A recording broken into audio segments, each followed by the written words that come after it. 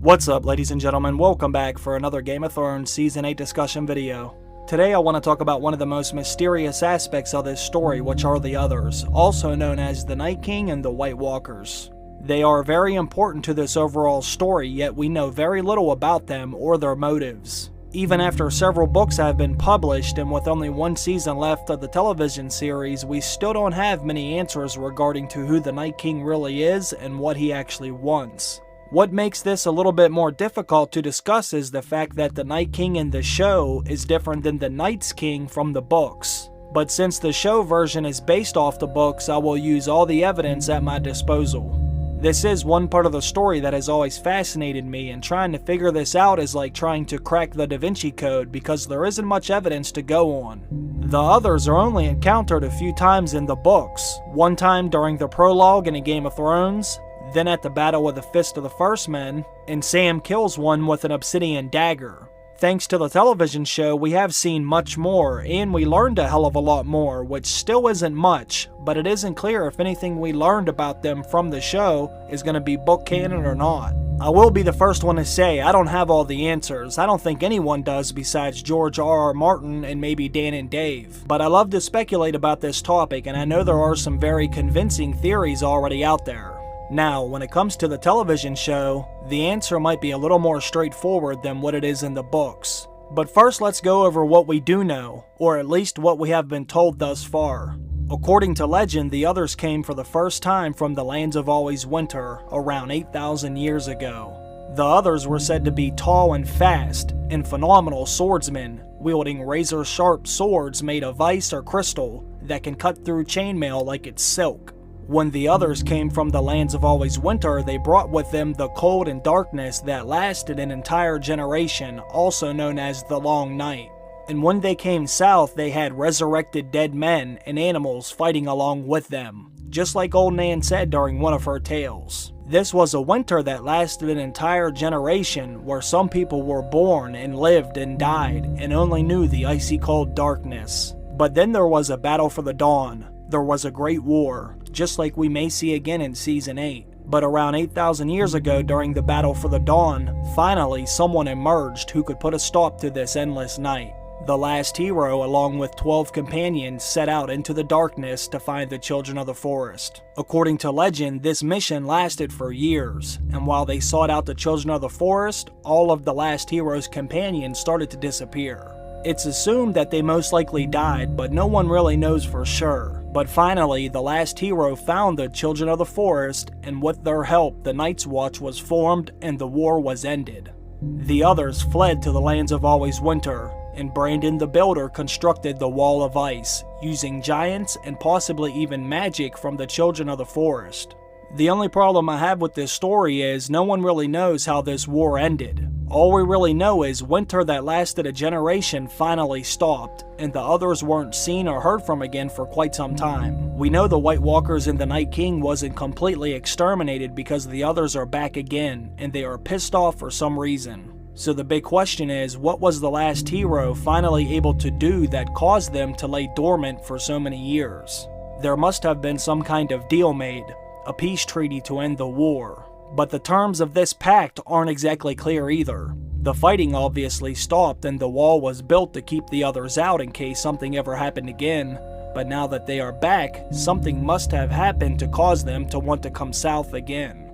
I was thinking the answer might lie with the Night's Watch itself, because I remember old Nan once told Bran that monsters cannot pass through the wall as long as the men of the Night's Watch stayed true. So I was thinking, what could have initially started all of this? As I was reading some information about the Night's Watch and all the former Lord Commanders of the Night's Watch, I realized there is no record of the first 12 Lord Commanders of the Night's Watch, which I did think was kind of strange. You would think the very first Lord Commander of the Night's Watch would be someone pretty famous, or at least his name would be on record somewhere, but it's not. The first time we hear about a Lord Commander on the wall is when we learn about the 13th Lord Commander of the Night's Watch, who interestingly enough is the Night's King himself. Now it's not the same Night King from the television show, but he is a Night's King nonetheless. So then I started thinking, how come the first time we hear about a Lord Commander of the Night's Watch isn't until the Night's King is ruling the wall? The Night's King also lived during the Age of Heroes, not long after the wall was built. All we really know about him is he ended up falling in love with a woman whose skin was as cold as ice and as white as the moon, and she had eyes like blue stars. And when he gave her his seed, he gave her his soul as well. And this is when he brought her back to the Nightfort and made her his queen. And together they ruled on the wall for 13 years. He was able to bound the Night's Watch to his will, and he was even making sacrifices to the others. That's until the king in the north, Brandon the Breaker, and the king beyond the wall, Joramun, banded together to bring them down and free the Night's Watch. After the 13th Lord Commander was defeated, all records of him were destroyed, and it was forbidden to speak of the Night's King after this. But what about the 12 Lord Commanders who came before him? Why is there no record of them also? As I was thinking about this, I suddenly remembered one scene from the show that kinda blew my mind for a second when I thought about it. And this could be nothing, but it could be something also. But if you go to the scene when we see the Night King for the first time, it's during the sacrifice of Craster's son. This is when the White Walker places the baby on the altar made of ice, and the Night King comes forward to turn the baby into a White Walker. But if you look behind the Night King, there is 12 men standing there, and I started to wonder, could they be the first 12 Lord Commanders of the Night's Watch that aren't on record anywhere? The Night's King is on record being the 13th Lord Commander of the Night's Watch, so maybe those 12 men behind him are the first 12 Lord Commanders of the Night's Watch. But those 12 men standing behind the Night King could also be someone else. When the last hero went looking for the Children of the Forest to end the long night, he took 12 companions with him, and those 12 companions went missing.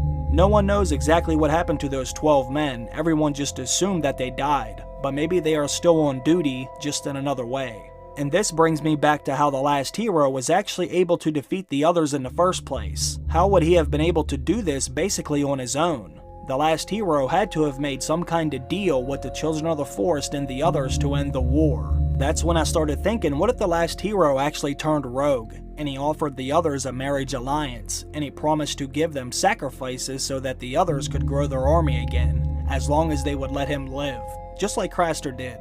This would certainly get the others to stop fighting for the time being, and this would also play into George R.R. Martin's idea of making characters in his story good and bad. There is no way George would make a character like the last hero who only does good. That would go against what he said he wanted to do with his story. So this is when the wall is built to separate the territories, and the last hero could have volunteered to stay at the wall and guard it himself, but deep down he knows he has to keep his end of the bargain with the others. And that's when one day the female other shows up, and this is when he keeps his end of the deal, so he marries her and gives her his seed and his soul. And together they start making babies and giving them up to the others. This is when he becomes the Night's King, the 13th Lord Commander of the Night's Watch. But everyone south of the wall has no idea about this part of the deal that he made, until they find out what he is doing at the wall. And this is when Brandon the Breaker and Joramun team up to put a stop to this, which could cut the others off from getting their sacrifices. Once the Night's King is defeated at the wall, the others basically lie in wait, until someone else comes along to make sacrifices for them again, and keep their end of the deal. They didn't attack for all these years because their army wasn't big enough, and they didn't have a way to bring down the wall anyway. So you fast forward many years later, and now you have Craster sacrificing his kids, and the others slowly start growing their numbers again. That's until Craster is killed and the others no longer get their sacrifices that they were promised to them since the original deal was made with the last hero. Now the Night King is pissed, and he sees this as an outright act of war.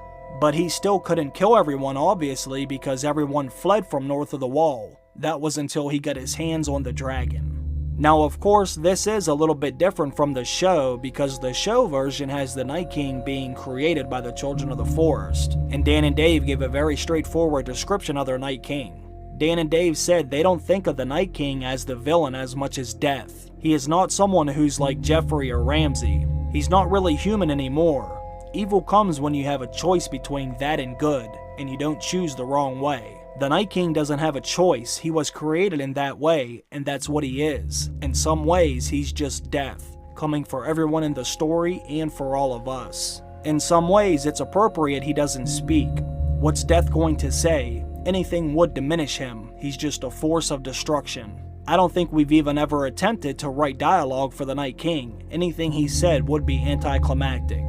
That's what the showrunner said during an interview, so it seems like their version is cut and dry. But maybe their description is some misdirection. But what do you all think his motives are? What is your answer for why the Night King has become active again, and seemingly on a mission to destroy everything that we know? I am hoping there is a deeper meaning for all of this, because I would prefer the answer to be something clever when we find out the Night King's true intentions. Personally, I just think it is very strange there is no record of the first 12 Lord Commanders of the Night's Watch, and that's the same number of men the last hero had in his party when he sought out the Children of the Forest and ultimately ended the war, somehow with the others. Then we see this image of the Night King in the show for the first time, and he has 12 men standing behind him during the first sacrifice we get to see. There seems to be some kind of connection there, and the timeline during the long night isn't exactly clear, so in my opinion I think it is very plausible the last hero made a deal with the others. And his part of the deal was through a marriage alliance with the Night's Queen, and together they would make sacrifices to the others so that they could continue their own bloodline. As I was researching some of this, I did notice some older posts through Google where people also made some connections with the Night's King and the last hero. But the ones I saw, they think the others actually may have built the wall themselves to keep the humans out of their lands. And that was the original deal that they made. Which does make some sense, considering the wall is made of ice, and George did say the others can manipulate ice in magical ways. But that wouldn't explain why the others would make a wall with magical spells to keep themselves out. So I'm not so sure about that, but it was very interesting and exciting to know I wasn't the only one who thought the last hero and the Night's King could be one and the same. But just let me know what you think down below. Why do you think the Night King is on a path of death and destruction? And do you think there was some kind of an ancient pact made that was broken which caused the Night King to react? Or do you think the Night King is just some evil force looking to extinguish life as we know it? Put your thoughts, questions, and comments down below. I want to thank you all for stopping by and watching today's video. I really appreciate that, and I have to thank all my new Patreon supporters too. I hope everyone has a great day. I'll see you in the next one. Bye.